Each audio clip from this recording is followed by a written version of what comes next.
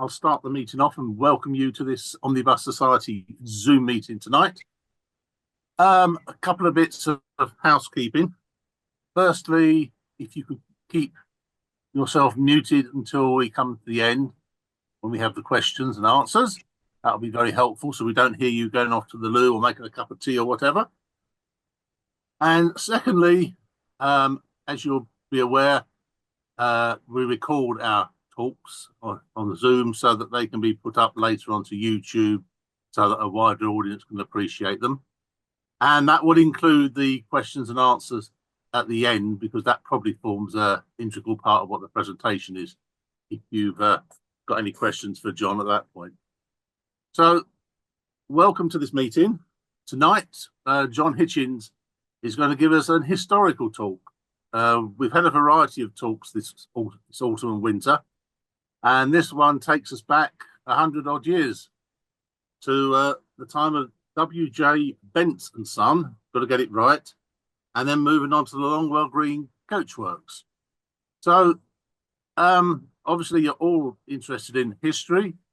John, I know, is interested in history. So John, although you say Pete on your picture, hello, John. Hello, Michael. There's a long story behind that, but yes. I'll hand over to you, and if you'd like to get started, we'll make a go of it. Okay. You want to share your screen now? Next, screen done. There we are. Should see a William Bence and Longwell Green Coachworks is what I can see, and hopefully everyone else can. That's good. Right. Hello, folks. Good evening. Let me just about give you some background about myself, because you probably don't know who I am.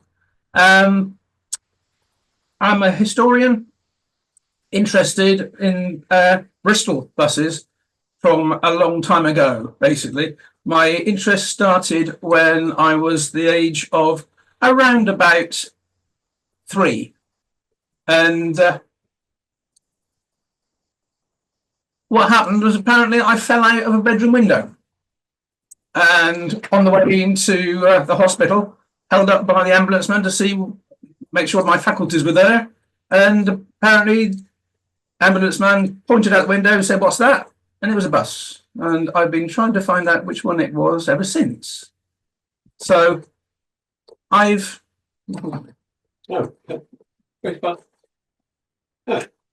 a technical hitch at the moment. There we are. Right. So that's me. I've never worked in the industry at all. Never been involved with buses or coaches. But when about 1974, I was taken to the first Bristol bus rally, which was held at Filton, and basically got interested in older vehicles since then. And over the years, I've been able to drive buses for various people. I had my own bus for a little while, Bristol LH. What was surprising was my grandfather took me to that first meeting. I didn't realise about 30 years later I'd actually be organising the rally in Bristol itself. So it came full circle there. As I said, I've never worked in the industry, worked all my entire life with the Ministry of Defence on logistics. So I was involved with everything from bulk metals right through to stock taking nuclear warheads. And as you can imagine, that's one of the stock takes you want to make sure is correct. It's one of the claims to fame I've had. I've also done 2 years at sea on board a Royal Fleet auxiliary ship. So that's that. What got me interested in this particular subject was the fact that my other grandparents lived in Downend in the east of Bristol, and used to go there. And one thing that I recognised very early on in my life was the fact that the buses over there seem to be slightly different from the ones in the centre of Bristol. That's because there was a network of suburban services. And over the years, I got to investigate why those services were there and how they originated. And that will form part of this talk. So, further ado, let's carry on. First of all, this is part of Gloucestershire here. We're talking about East Bristol, which is part of what they call the Kingswood Forest. Nothing to do with Bristol at all. It was all part of Gloucestershire, right down to the River Avon. And this is a view of Hanham with Longwell Green in the background. The road going through is the main northerly road between Bristol and Bath, was a Roman road.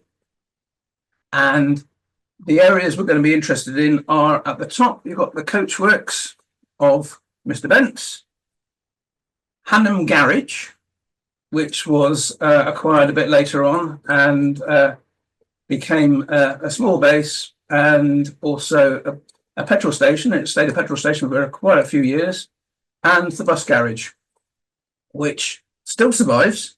It's now a car hire or van hire establishment, and the actual interior is actually very, very similar. They haven't changed a lot to it. So this is the chap himself. In the middle, we have William Bence. He was born on the 20th of March, 1863 in Willsbridge to John and Rachel Bence. And John was a master butcher, but sadly died at the age of 41 when Bill was 7. And the family returned to Rachel's family home in Wick, just again outside Bristol, where by 1881 he had become an apprentice wheelwright. So by 1890 he'd moved to Longwell Green, had married, and had 2 sons. He got Egbert Victor John on the right. He was known as Bert. William Henry, or Harry, standing to Bill's left, together with a daughter, Letitia May, or Letty, she stood in the background, with the most important member of the family here, Spot the dog. Now that's very, very important. So they moved into a house right opposite Works, actually. The 1901 census shows Bill is working as a wheelwright and a wagon builder on a site beside Kingsfield Lane in Longwell Green and living in Kingsfield House. That's the place there. And that's what it looks like now. So there's not a lot of change. Bill also took over the carrier business started by his uncle, which operated from Pucklechurch, Doynton and Wick into Bristol with a horse-drawn van that he built himself. Now, the carrier, as many of you will know, carried goods into the city on market days, but also would carry passengers from time to time. This isn't Bence's actual carrier wagon, but it's a good example of a Bristol area one. So at the time, the only transport you had available was by train, and the nearest railway station was at Bitton, just down the road, which is now restored as the Avon Valley Railway. It's quite a walk from Hanham and Longwell Green, and there was no transport available from either, although we do know there was a horse bus that operated 3 times a week between Longwell Green and the White Hart in Old Market. That was one of the main parts of Bristol that was served in the old days. It was the eastern market for Bristol. This isn't Mr. Kendall's vehicle, but I just like the photograph. It looks like the donkey's got 3 legs. Mm-hmm. It hasn't, I hope. So, local transport in Bristol was provided by the Bristol Tramways and Carriage Company, and they were keen to extend their empire. And on the 14th of November 1892, the manager, Charles Challenger, wrote a proposal for a horse bus service between St George on the city boundary to Hanham, but this was never actually taken up.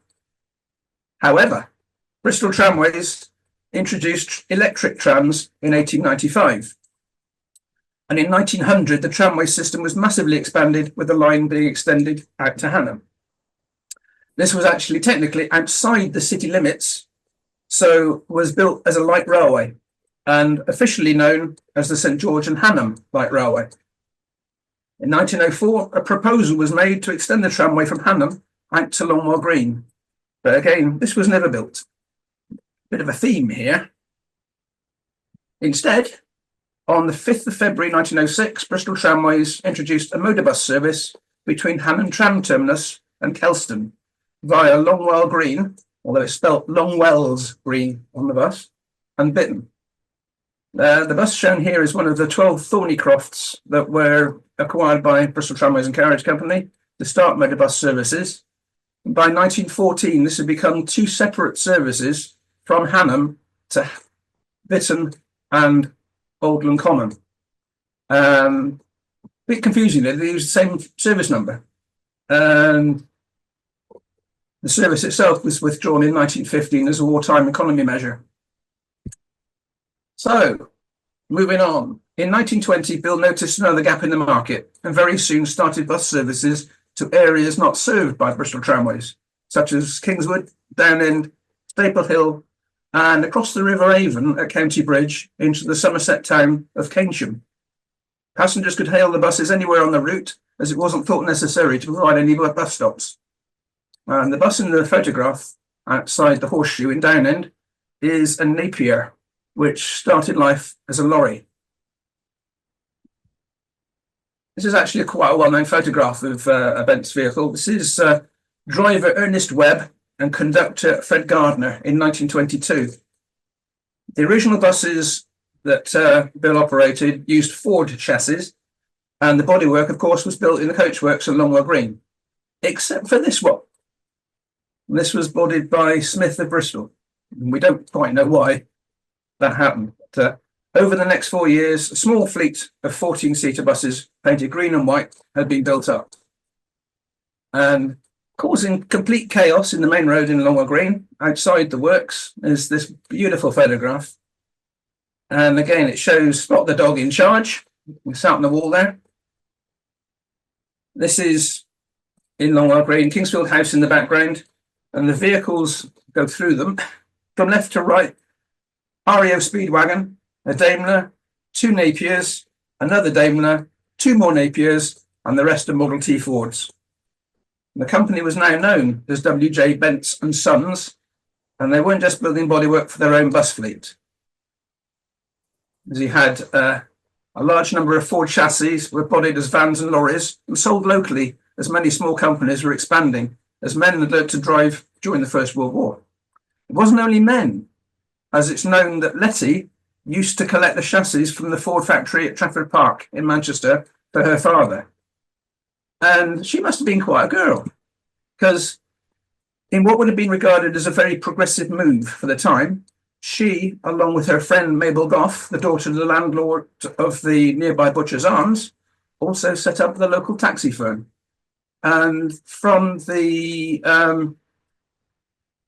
one of the collection of photographs we found was this one, and it was undated, unsigned, no information about it, but it's definitely Letty driving, so we assume that must be Mabel trying to start the car.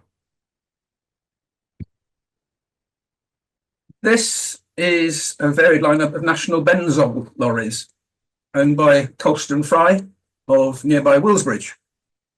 He was the local agent and has actually stood next to the front lorry, which is a Napier. It's new, it was definitely new in March 1923, and only stayed as a lorry for a month. So it's quite amazing we got this photograph, because that's the only shot of it taken that month, because the following month it was rebuilt as a charabanc, and it passed to the local operator Kingswood Queen. So Bence himself decided to follow the same sort of thing and went into charabanc operation. He used the fleet name Queen of the West, and this is AD 6388. It's a Daimler CB, and this also started out as a lorry, but was rebuilt as a 28-seater charabanc in 1923. So across the River Avon, near Keynsham in Somerset, a new factory had opened, which provided a lot of employment for people in the area. And this was Fry's Chocolates, who had moved out of central Bristol, which was a very, very cramped site in Bristol, to this new site at Somerdale. Sorry. Bence was very soon operating work services to Fry's, and again the fleet was expanded to include Napier, Daimler, Rio, Albion and AEC to the fleet. This pair of photographs shows AD 6595, which was a Daimler CB22, and it's a 26-seater. It started life as a lorry, but was rebuilt by the company in February 1923 as Bence Fleet Number 15. And this is a brand new Albion, the PM28. It was DF5431. It entered service in June 1928. And where it's actually parked is at Cherry Gardens. And this is actually still a terminus for First. It's now a big roundabout. And as of the end of next month, one of the services that terminates here is being withdrawn. Well, there's a bit of forward thinking there.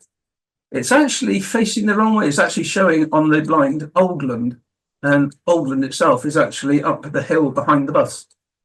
So it's obviously a stage shot in particular. Here's one of the drivers standing next to the second of a pair of AEC 426 buses with 32-seat rear entrance bodywork, and it was acquired in 1928 with an example of one of the tickets. And here, very young Inspector Tom Bence. He was a relation of the owner, nephew, but tragically he passed away at the age of 21 in 1924. So very young for an inspector, but sadly he died very young. So also shown as the back of the ticket, which advertised a local joinery company. So in 1924, Bence acquired a garage in the High Street in Hanham, and 2 years later bought Laura House opposite. The house was used for offices and crew accommodation, and a new purpose-built depot for the bus fleet was built alongside. So this is the new building here, and just to the right of it you can see the house. That's Laura House. So another view from looking in the opposite direction.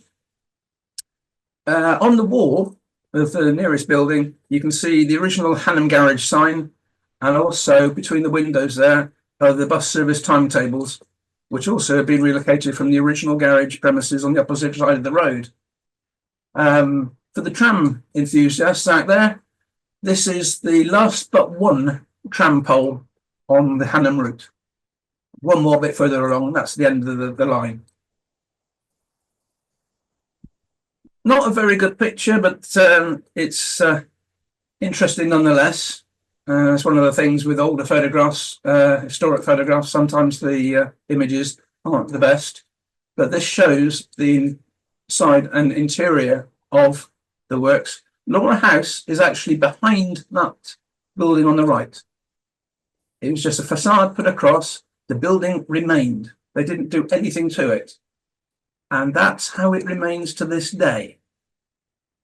The original building, Laura House, is still there. And so you can see just a little glimpse inside the depot. This is the work that's being done, would have been in around about 1926-27 when they upgraded the actual depot buildings. They put a new building up on the right-hand side, and this was to match. So by now, the Coachworks was also expanding at a great rate, providing new coachwork and repair services for coach and bus operators, as well as commercial firms.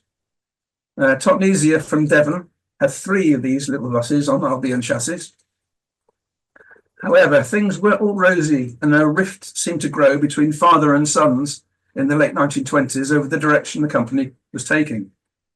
It was well known that Bristol Tramways had its eye on this upstart company, so it was agreed on the 29th of March 1930 that Bristol Tramways would take control of the company, which was renamed Bence Motor Services Limited, with Bill as one of the directors. Both sons went off to other ventures, as we'll see later. Bristol Tramways' influence soon started to show as several vehicles were drafted in to replace worn-out or time-expired stock. And this wonderful thing is the prototype Bristol A-Type, known a bit unfairly as the Crab. It was new in November 1925 and registered HU 4325 to Bristol Tramways and was transferred to the Bence Motor Services in October 1935. Now, the manager of the bus company at the time was Clifford Harding, who was effectively made redundant following the takeover by Bristol Tramways, as they just would have put an inspector in charge of the depot, so they wouldn't have actually needed his services. But Bill Bence transferred him to the Coachworks, and we'll catch up with him a bit later. Famous bus, directly delivered to Bence Motor Services as shown by its Gloucestershire registration, but it's not what it seems. It was originally a Bristol B type with Bristol's own bodywork and was delivered to Bence Motor Services in undercoat.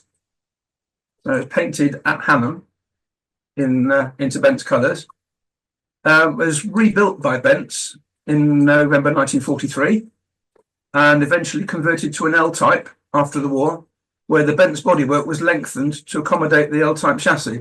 So the only thing that's really original in that photograph is the registration plate. Sadly, Bill Bence died on the 28th of March 1935, and this is the cover of the last timetable produced by the company. In June the following year, the business was taken over completely by Bristol Tramways with 17 vehicles and the depot at Hanham. And that soon had the Bence name removed and replaced by the Bristol scroll. And you can see that on the right there. Again, the last tram right at the terminus there.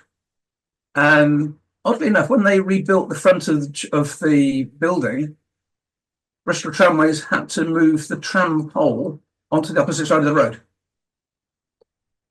So I can see it on in this view, the tram pole, the last one in the city, is actually on the left-hand side.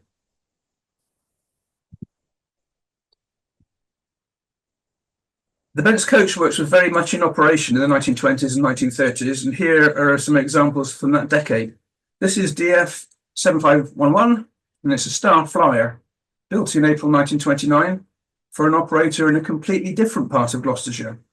And it was owned by Cotterells and Micheldean, and it was a 20-seater with what you call an early form of all-weather coachwork.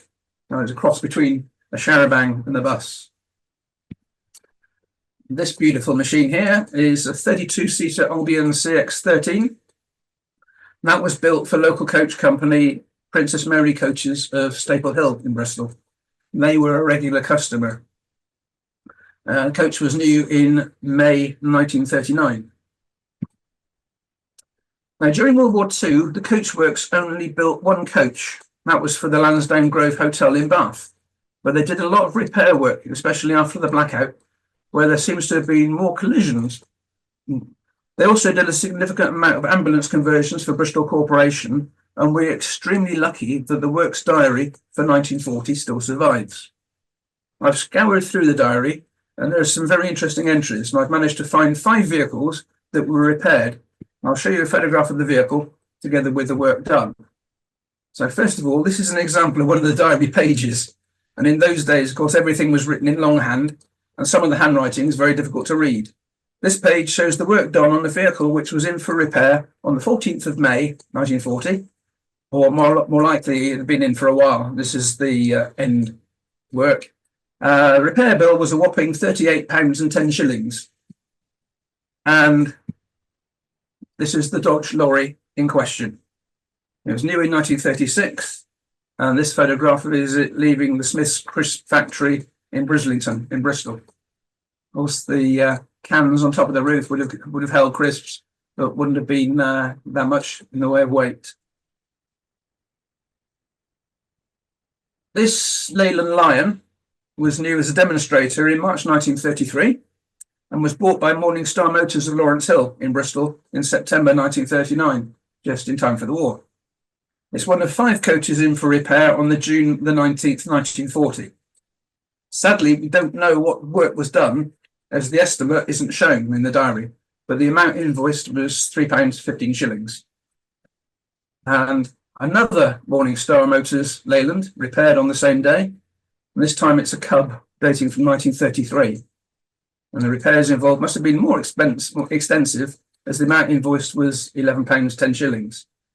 Now, oddly enough, that date, when it was in June the 19th, 1940, that night was the first major bombing raid on Bristol. So it's just coincidence. We don't know why those coaches happened to be in there, all 5 of them, on that particular day, but that night there was a major raid. I have a feeling they were probably in for wartime paintwork, just to get them ready for wartime. But to be honest, we will never know. This magnificent Albion was in for repair on the 16th of August.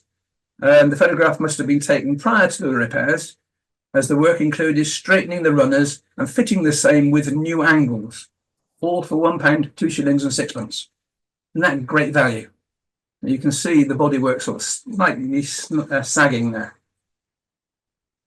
When I first saw the diary entry for this vehicle, I couldn't quite believe it, as I recognised the registration immediately. And although BAE 592 is a 1934 registration, the lorry in question is much older than that. It's a Bristol 4-tonner and was built in 1920 as the show chassis for the Earl's Court Motor Show. It returned to Bristol Tramways, where it was used in the experimental department for 14 years before being bodied as a furniture van and sold to Hawkins and Sons of Bedminster in Bristol. And it eventually ended up with Rogers, who was a showman in East Bristol, and as shown in this photograph, and was in for repair on Friday the 13th of December, where it was repainted and had some window repairs costing a total of £30. Now, following its fairground life with Rogers, it was bought by a chap that some of you might know, a vehicle restorer by the name of Ken Faithful. He bought it and converted it to a flatbed and sold it to Amy Roadstone, who rallied it for many years. And it eventually ended up with Hampson Trust, who loaned it to the Bristol Aero Collection. And it's now on display at the Aerospace Bristol Museum at Filton, and is the oldest surviving Bristol-built road vehicle in the world. So, carrying on. This is a Bristol B-type, dating from 1929, and it was originally a coach, but was given this new Bence body in 1942. And oddly enough, it's actually right outside the Bence depot in Hanham. Well, this time, of course, belonging to Bristol Tramways. But Bert Bence, the son, has started his own garage right opposite. So, Bert Garage, right opposite the site. And he also opened another garage in Willsbridge, just down the road, which is still in use as a garage. Meanwhile, a lot of work was going on down the road in Longwell Green, and this is the bodyworks, so an aerial shot. In 1940, in November 1940 actually, the long-established Bristol coach builder Morrish and Sons was bombed, and the damage was too expensive to rebuild. This prompted Archibald Morrish and one of his staff to join forces with Clifford Harding to buy the family interest in W.J. Bence and Sons under the new name Bence Motor Bodies Limited. And in May 1944, the company was renamed yet again, this time becoming Longwell Green Coachworks. And this is another Bence-bodied Bristol B-type with rebuilt to L standard, and you can see the extra quarter bay inserted in the bodywork. This particular one was later rebodied at Brislington in August 1954 with Bristol body, and ended up with Rington Vale Nurseries in 1962 before being scrapped. So there again, the only thing original at the end of the day would have been the registration plate. But following the war, most bus and coach fleets were what can only be described as knackered. So from 1946 to 1951, a great deal of rebodying and new manufacture was taking place across the country. In 1947, the Bristol Works couldn't cope with the number of chassis required, so Bristol Tramways bought 50 of these Highbridge Leyland Titans. 3 of them were actually bodied by Longwell Green, whilst a further 19 Brislington bodied examples were finished by them and actually have Longwell Green decals on them. This one is a genuine Bristol Longwell Green bodied Leyland Titan of Bristol Tramway. And many other coach operators were also looking for bodywork, and this is a Thornycroft. It was one of 4 delivered to the Bristol Cooperative Society in March 1948. Shortly afterwards, they came back to Longwell Green to be rebuilt with full frontal bodywork to give them a more modern appearance. And other companies were happy for new bodywork to be fitted on older chassis, like this 1939 Leyland Tiger, which was new to Scout of Preston, and it had new Longwell Green bodywork fitted in 1950. The operators, Berkeley Coaches of Paulton, and they were a large buyer of the company's produce there. I think they had 8 at one stage. Coincidentally, these coaches are delivering workers to the Fries factory at Keynsham. And yeah, Berkeley got the one in the front here. The 3rd and 4th coaches in the lineup are also Berkeley coaches, and they're all Longwell Green bodied. Not quite sure who in Little Bedford in the middle. That doesn't count. So, this lovely little vehicle is the only Seddon Mark 7 to be bodied by Longwell Green, and seating 21 passengers. It was delivered to Fales of Combe Down in Bath in July 1951. In the 1950s and 1960s, Longwell Green proved to be a particular favourite body manufacturer for South Wales operators, as most of the local coachworks had by that time gone out of business. Most of the municipalities had Longwell Green bodies at some stage, and the first was Gallagher Urban District Council, who bought a pair of AEC Regals in October 1954. As far as we know, only 5 Longwell Green bus bodies are known to have been built for export, all in 1956. 4 of these, like this one, were built on Guy Arab chassis for China Motor Bus in Hong Kong. The other was a Seddon, which ended up with the Cormacsar bus service in Aden. Sadly, I've tried as much as possible to find a photograph, not been able to track one down. So if anybody knows of the Cormacsar bus service Longwell Green bodied Seddon, please let me know. By far the biggest operator of Longwell Green bodied buses was Newport Corporation, who took 51 double-deckers on Leyland Titan chassis between 1957 and 1961. Another Cardiff one, well, another Welsh one, Cardiff Corporation. They took delivery of 4 new Leyland Leopard single-deckers in 1957, but also 10 1945 vintage Daimler double-deckers were rebodied in the same year. And this is EB05, and it's photographed in Kingsfield Lane alongside the works.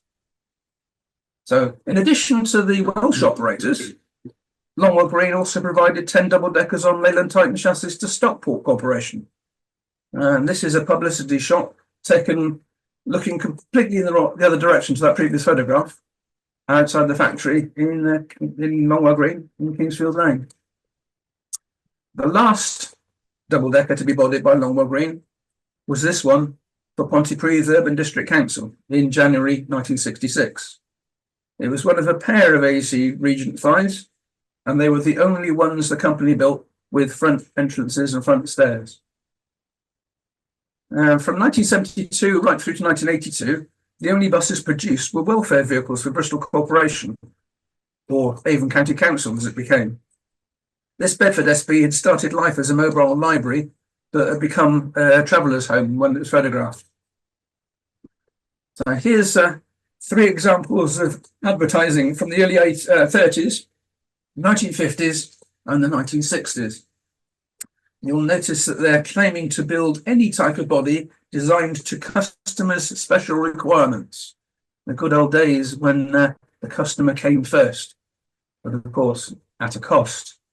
And it's probably no wonder that eventually they succumbed and went bust. So moving on, following the nationalisation of the road haulage industry in 1948 and the introduction of British road services, there was a requirement for a standardised vehicle. The contract went to Bristol Commercial Vehicles, who produced the heavy goods type, or HG.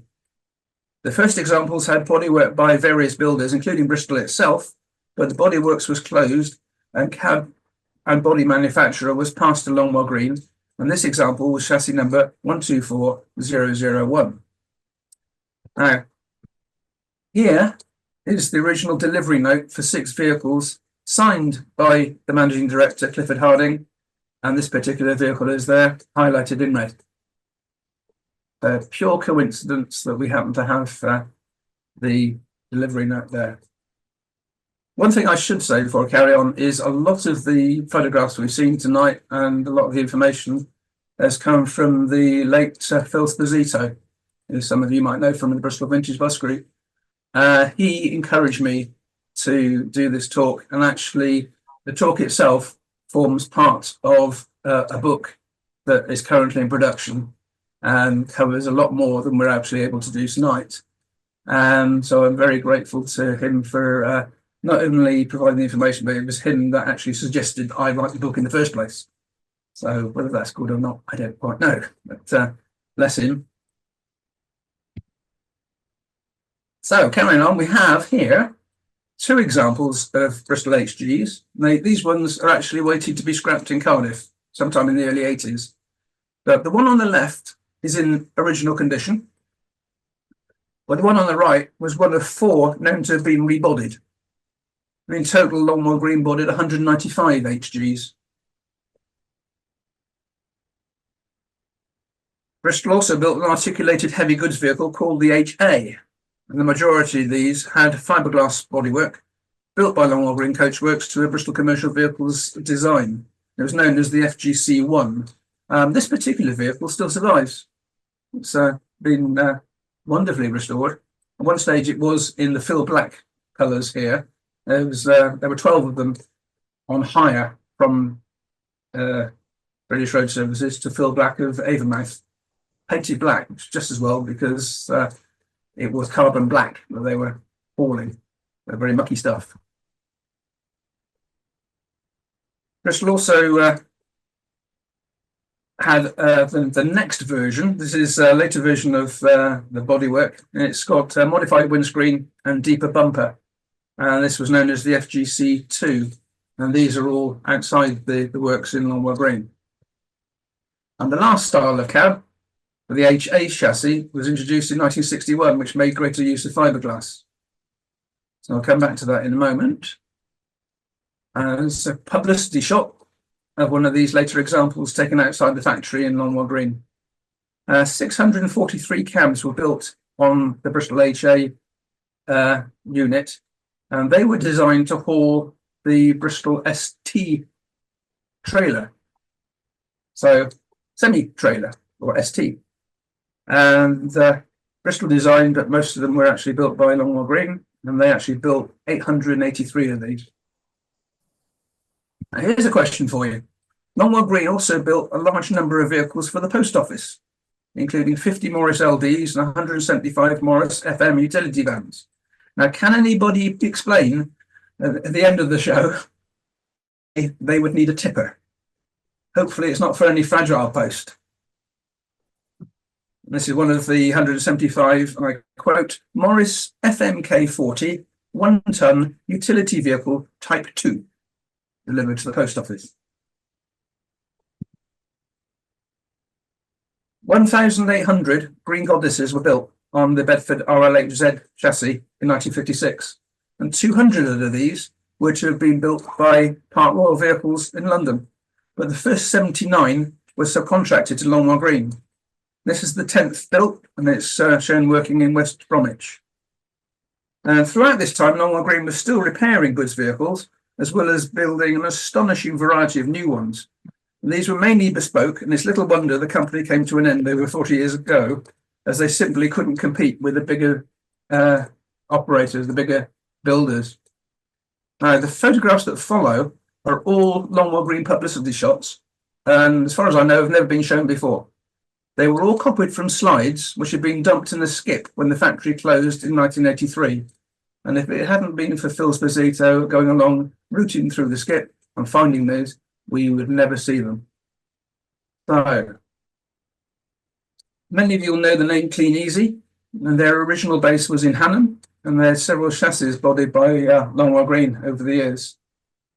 That's a comma. Longwell Green seemed to have appear to have specialised in building cattle transporters for some reason. There's one for a little firm south of Bristol. And second example, probably from the same period, it was about 1936, company in Portishead.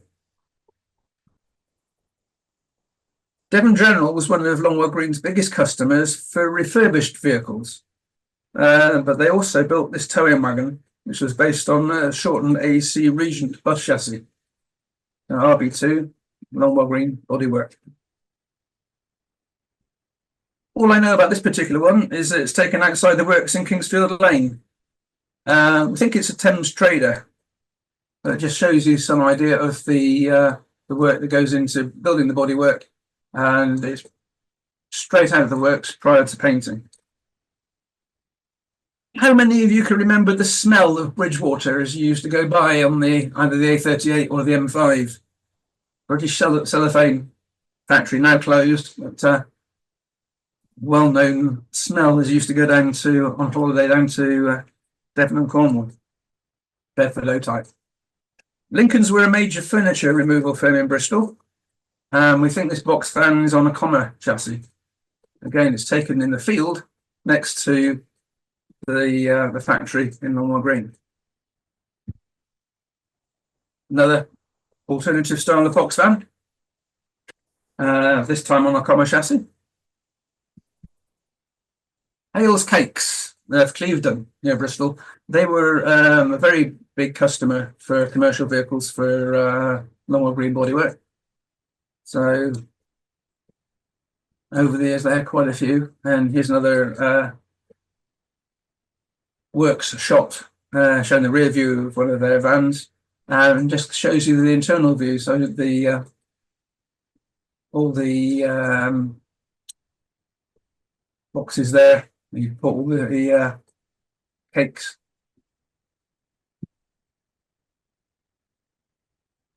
Longwell Green built the bodywork for several fire engines, but only a couple for airport duties.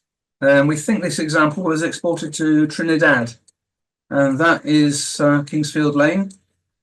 All that land in the left-hand side is now a major industrial estate, and right in the far distance is a very large B&Q.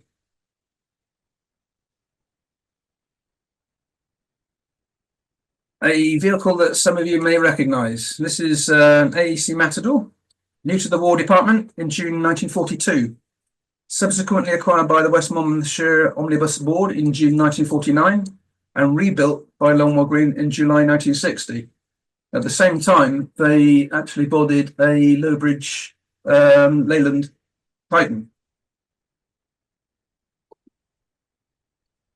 A lot of people have actually seen this shot before. It's one that we do know has been published before, but not this one.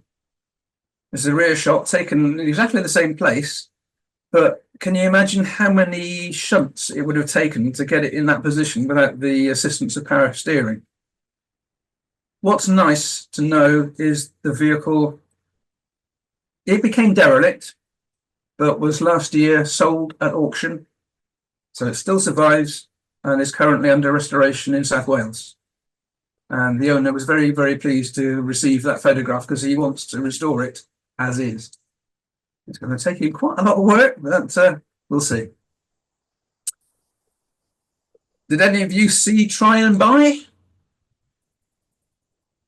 So, lorry there for Dunlop in Hurwan in Aberdare. I was ashamed that this one isn't in colour. We do have the original slide, but unfortunately it's too badly damaged to use. Just to give you an example of the colours, it's bright red with a brown stripe down the side and the back. And of course, all the text that's there would have been hand painted. Do you all remember Carry On Nurse? That's the sort of ambulance that they used in the film. This Austin actually for the city of Plymouth. Another chassis we've been able to identify. I'm not quite sure if anybody would know straight off. We think it might be a Morris, but we're not sure.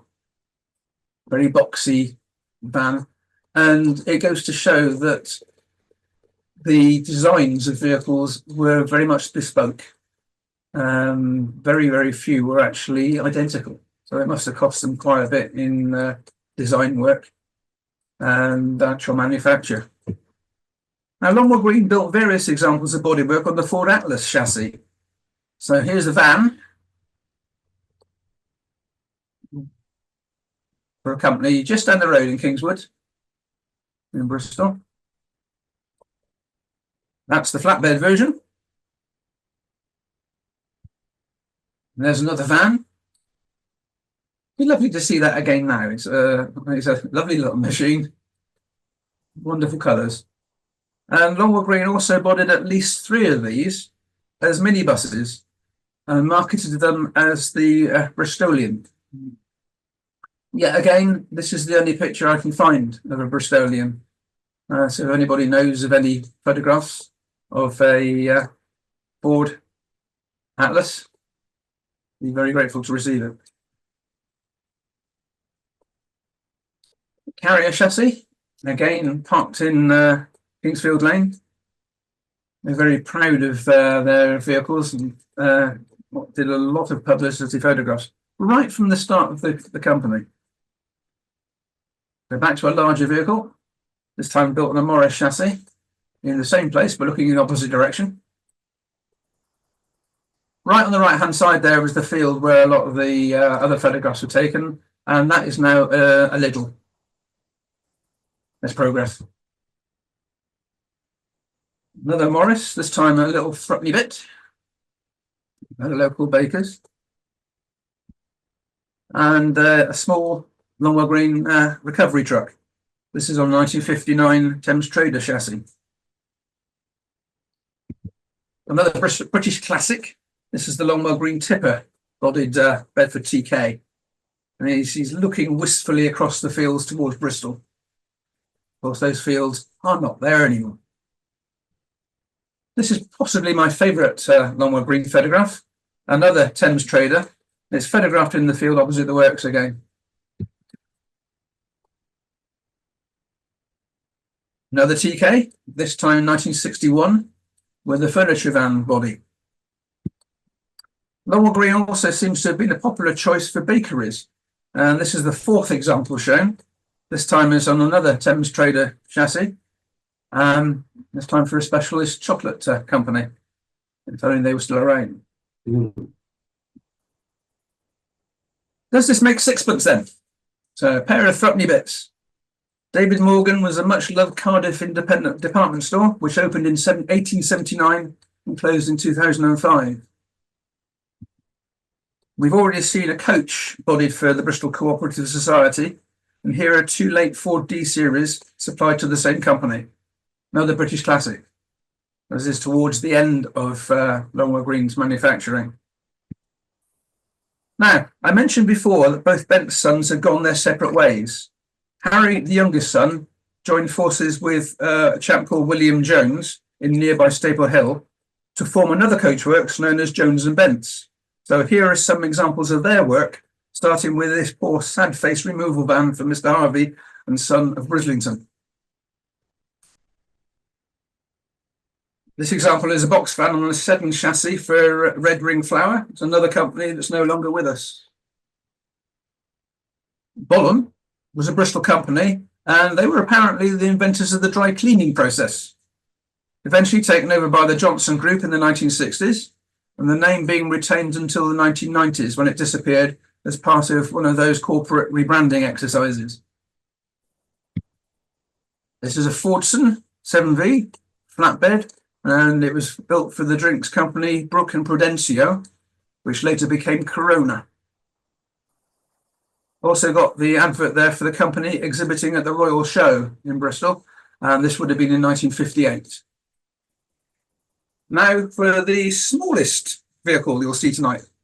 This is a 1925 photograph of a motorcycle and sidecar combination for a local dairy. It's most likely to be a Douglas motorcycle built in nearby Kingswood. Now, I mentioned earlier that the brothers went their separate ways, but they must have still been close, as Harry built this 14-seater dual-door coach for his brother Bert, who ran the garage and petrol stations we've seen opposite the bus depot in Hanham. He operated tours under the name Bert's Cars. This is a Chevrolet LQ, and it was new in May 1930, passed during the war to Clutton Rural District Council in North Somerset for wartime fire service use. After that, we lost track of it. If only this one was in colour. Jones and Bence supplied several ice cream vans to Tiani's of Bath, well-known local ice cream establishment. I thought I'd round off the slideshow with a few examples of survivors. This is a former BRS parcel van. It was on sale on eBay last year. Most sources say the Noddy van, as they're known, were built by Star Motors, but one of the photographs on the eBay listing showed the Longwell Green body maker's plate. So we know this one was definitely built in Longwell Green. This is an Austin 550 FG, originally built for the Winford Orthopaedic Hospital in August 1968. It entered preservation in 1980 and is currently undergoing re-restoration. We'll hopefully see it on the rally field very soon. And this is one of two 32-seater Ford ET6 chassis, bodied for Clifton College in Bristol. This particular one dates from October 1960 and is shown here at a bus rally in Bristol in the 1980s. But I haven't seen it since. So does anybody know if it still survives? Well, I'd love to know. So this is perhaps the most famous surviving Longwell Green body bus, being one of the 51 Leyland Titans delivered to Newport Corporation. This particular one was new in November 1958 and is still owned and regularly rallied by Newport buses. Now, this photo appeared on Facebook whilst I was researching the subject from a lady who had bought some land which for some reason had a bus parked on it, and she wanted to know a bit more about the vehicle. Of all places, it's in Arkansas in America, and of course, like all double-deckers in America, it's painted London Transport Red. It's actually another former Newport Corporation Leyland Titan. It's actually PDW 483, one before the one that's restored. The good news is that she wants to restore it. So, up to date, the Bence name lives on. As following the shutdown of Longwell Green Coachworks in 1983, two of its employees set up on their own using Harry's name as WH Bence Limited. The company is thriving and has now moved to two separate sites in Yate, north of Bristol, where they build specialist vehicles such as this on-scene command unit, which is one of 9 built for the London Fire Brigade. So, hopefully Bill Bence would be proud. Well done, John. You can take a breath now. That's fascinating. I mean, it's a incredible display of the different types of bodywork. I mean, I was surprised at the amount of variety that was there, but that's what their selling point was, wasn't it? They would make it bespoke. That was and I think what we ought to acknowledge is the tremendous fortune of builders finding the skip at the right time to be able to remove all these items. Else they would all disappear forever, wouldn't they?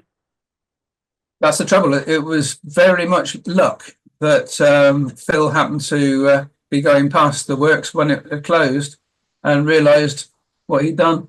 And so we've got these photographs. And as I said, they form the basis of the book that we're actually working on. And it contains far more photographs than we've been able to put on this slide demonstration. So hopefully later on in the year we'll have the book published, and we'll let you know. I mean, it's fascinating seeing the evolution of the history, and as you sort of say, 100+ years later, we've still got a Bence presence creating vehicles, albeit in Yate now, but it's quite a long. I'm sure you'll be happy to take questions. Really? Alternatively, if anyone's got a picture of bus in Aden that is appropriate, we'll be quite happy to see it and share it on here later. But I suppose a lot of this is putting out feelers and getting stuff come back, and there's surprises all around the corner. I've been really lucky in finding photographs and information. One of the things that came out from the original talk when I was talking about putting the book together was the fact that there's a lot known about Bence, the busman, a lot known about the buses and coaches built by Bence and Longwell Green, and the PSV Circle have produced a fairly good listing of those vehicles, and that's really helped a lot. Also, they've done the South Gloucestershire Independence book, which contains Bence and also Bert Bence's fleets. So there's a lot of information there that I was able to glean. Also, Mike Tozer collection, chap south of Bristol, who's very, very keen on collecting photographs. His collection was quite superb, and a lot of photographs have come out of that, which has helped a lot. But also things on the net. I've been lucky going through various aspects and finding photographs on the net that I didn't know before, and also members of the family. So it's been very useful. And a couple of the local coach companies, I think I mentioned one or two of the coach companies in the area that had Longwell Green or Bence bodywork. One of them, I had an email from one of the daughters of one of the chaps from Jersey. So very useful. These things just come out of the blue, so it's really, really interesting. So yeah, and it's probably important to be doing this sort of stuff now while there's still at least some living memory of it, isn't it? Absolutely right. Yes. Now I'm doing this same talk to the Hanham Historical Society a couple of months' time. So again, it'll be interesting to know what comes out of that, because that's actually local involvement. Yeah. So this is the crossover between, the history of buses, history of commercial vehicles, but also their part in the local environment, isn't it? Absolutely. It's very much a Hanham story. Yeah, and that's one of the things I'm pitching as far as the book's concerned. It's local history, it's also bus and coach history, but it's also commercial vehicle history. And there aren't that many people who've actually produced books on the commercial vehicle aspect. I think with preserved buses and things like that, and the likes of the Omnibus Society, PSV Circle, we've got a lot of information about the history of the companies like this. Commercially, very little. Which is why going to that skip was just so important. Absolutely, yes, yeah. Now, I'm quite happy to take some questions if anyone wishes to put their hand up. At the moment, you're all looking remarkably quiet.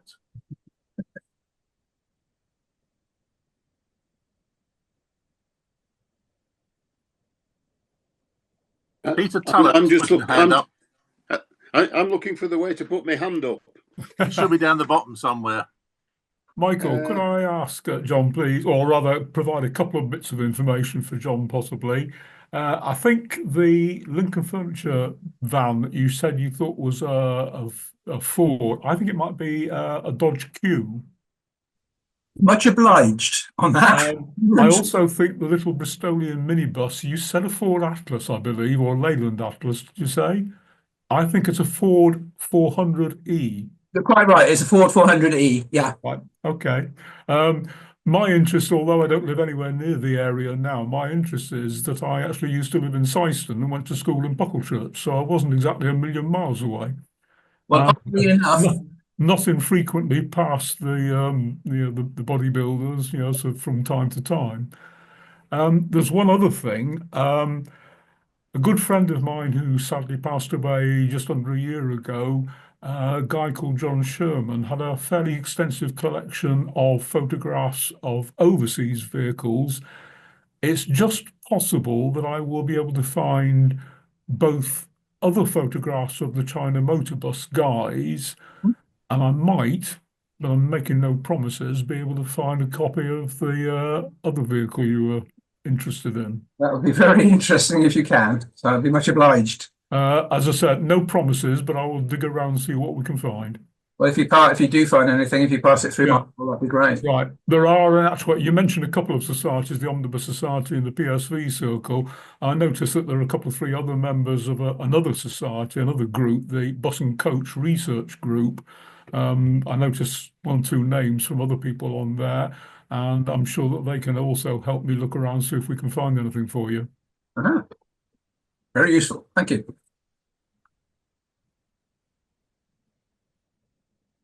Any other questions? I think you've answered everything by the look of it. Hopefully. One understanding I have is that Longwell Green produced a lot of fiberglass components for Bristol, like the decker fronts. Is this correct? That is correct. Yes, there's something I didn't mention, but the low decker, especially, all of the front cowls for the low deckers were produced by Longwell Green Coachworks. Right, thanks. Yes, and I still don't understand why they built those 2 front entrance vehicles for Pontypridd. That it didn't seem to make any sense whatsoever. I think they just wanted the business, to be perfectly honest. Yeah.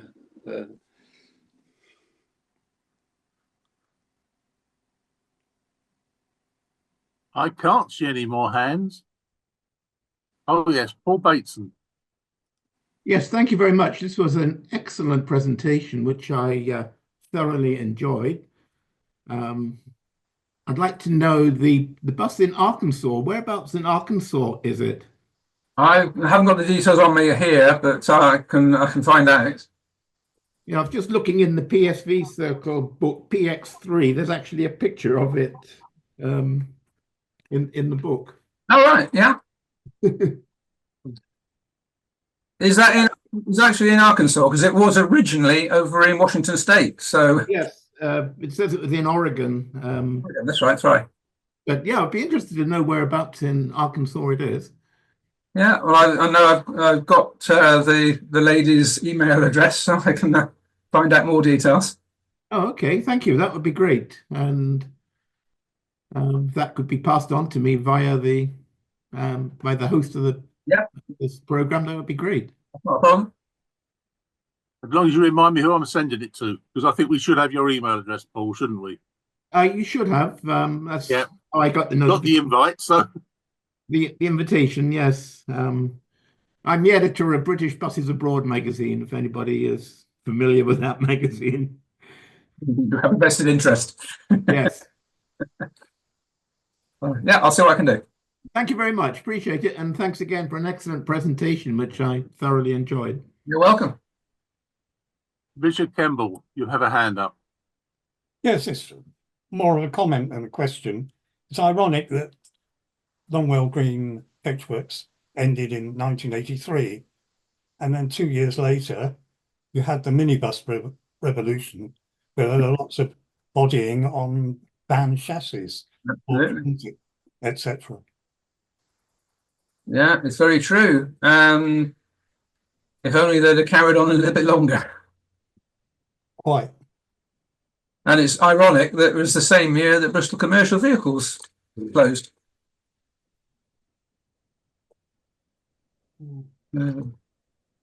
Sad year for us Bristolians. Any other questions? Just checking around. I can't see any more. Okay. So, John, thank you for a very fascinating tour of Hanham and Longwell Green.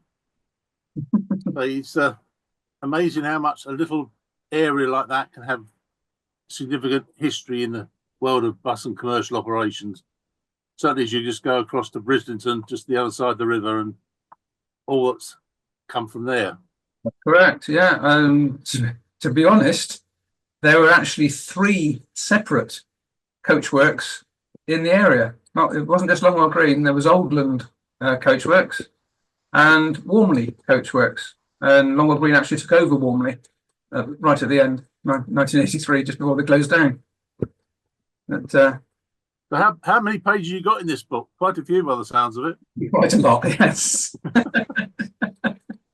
Yeah. It'll cover everything. Thank you very much for your presentation. It's been fascinating. As with all these things, we can't really give a round of applause. It's not quite so easy on Zoom, but certainly you would get one. You certainly deserve it. Thank you very much. There's a couple of more bits I'd like to draw to people's attention, as you obviously are partial to a Zoom meeting. There's 2 more society meetings coming up in the near future. I hope Jeff Lusher doesn't mind me mentioning, but the 4th of March, Philip Drake he's the archivist of the Bus Archive ticket collection, who'll be talking about that. And then a week later, on the 11th of March, Julian Peddle is giving a talk about his view of the state of the industry at the moment. These 2 are actually going to be hosted by the Midland branch. So if you look in their bulletins, there'll be details of how to get an invite to that. But that's certainly 2 more talks coming up. We've got no more Zoom talks planned so far for this springtime, as it is almost now. But if there is, we will make details available.